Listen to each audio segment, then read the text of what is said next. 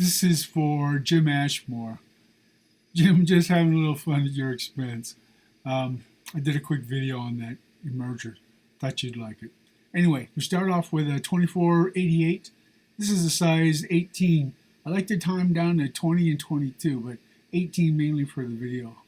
The thread is 17-knot uni tricot thread. What I'm using for the abdomen is the stem off of a coq de leon feather, and the tail is the very tip of the feather.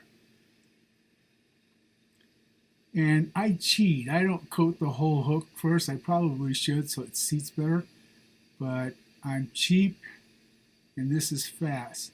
See, what I'm doing here is I'm going ahead and measures it out to see how much of the butt end sticks out for the tail. And I like, this is the coq de leon in dark, mainly because of the barring on it. Now that's just the stem, that's the thin end of the stem. And I tie it in and wrap it back. And I'm putting tension on the stem as well as on those tips of those feathers so that the feathers stay up on the top of the hook. So I'll let it go back down around the bend. So I've already got everything tied in, and I'll bring it up and build it up a little bit at the front.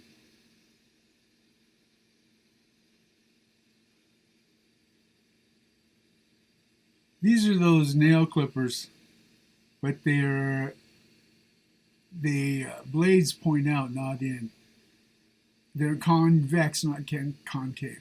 That's just super glue. What it does is it's just the fly holds up a little bit better.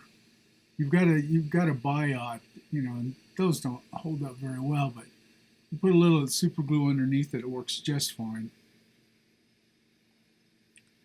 Now this is probably the most difficult part of it because my eyes aren't what they were, and because of the camera I can't get right up on there. So if I miss a spot and I don't push it together as tight as I should, please forgive me. But I'm just wrapping concentric wraps up through that hook. And what's nice, if you'll notice the coq de leon, it comes with its own ribbing. And not only does it come with its own ribbing, it's transparent on the outside edge. So you can see, if you get up real close, you can see the hook through the biot. And I just think it's gorgeous because usually the ribbing is a light color and the base is dark, but it's a transparent dark. But see, it gives you this gorgeous abdomen. Now I'm just going to bring this CDL biot up to the thorax area. I don't know about you, my fingers aren't as nimble as they were 20 years ago, so I have a tendency to drop it. So I go a little slower. Doesn't matter. I'm the only one fishing this darn thing and nobody will see me anyway. And tied up at the front.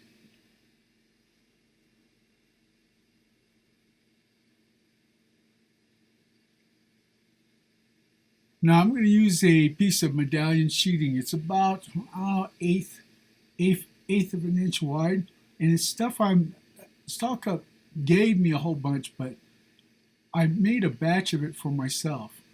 But if you need some, give me a holler, because I got plenty. I got like 3 lifetimes worth. So it's about an eighth of an inch, 8 to 3/16 of an inch wide. And I'll tie it right back behind there.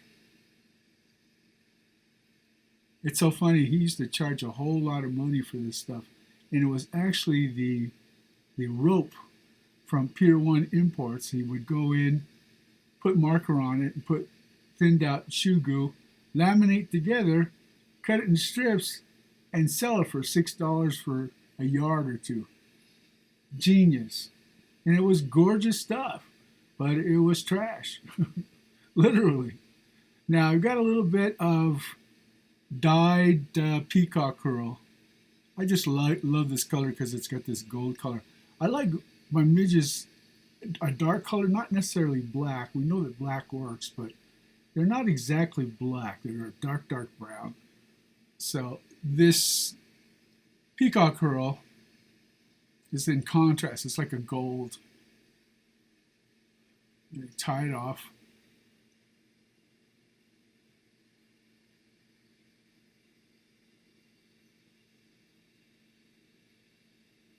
And whip finish it on. All right. See how that little tuft on, but if I were to pull the medallion sheeting, it would be too large. I think the head's too large. So I like to take my burner and burn that up. You got to be very careful because you get the medallion sheeting there as well as the peacock.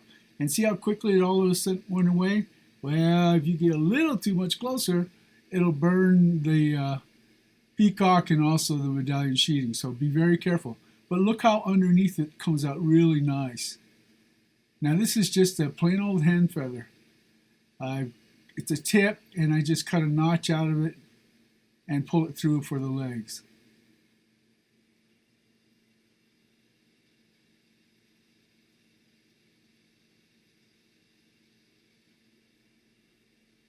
That's my cheat.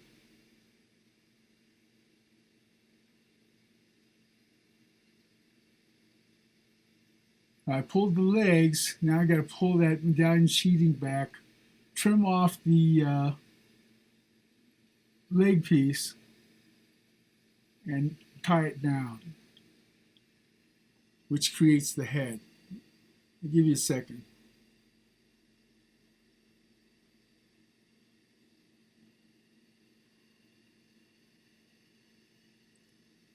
Right there, you created the head. We'll finish it off, and a little bit of marker on there just because the thread's too white. Now the hard part is this is the next part. And what I'm doing is I'm taking the medallion sheeting and I'm folding it in half.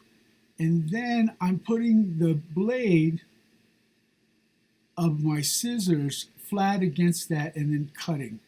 So I just colored the threads, and I want to put some emerger wings on there. Oh, excuse me, I'm just pulling those legs out. It just bugs me. Get it? Anyway, there's my scissors. See how I fold it in half? Then I take my scissors and they're basically flat. And then I trim, not quite flat, but just enough. Now they're uneven here, but I just go in and trim it just a little bit. But I get these great, this is a great Betis pattern. See, it don't matter as far as I'm concerned. You just take a little dab of UV resin. Now I've done these with beads. Yeah, I've done these with beads, but I like them like this because it floats, and I'll have it hang behind a heavier fly. The UV resin helps the wings from getting just completely crushed and torn off.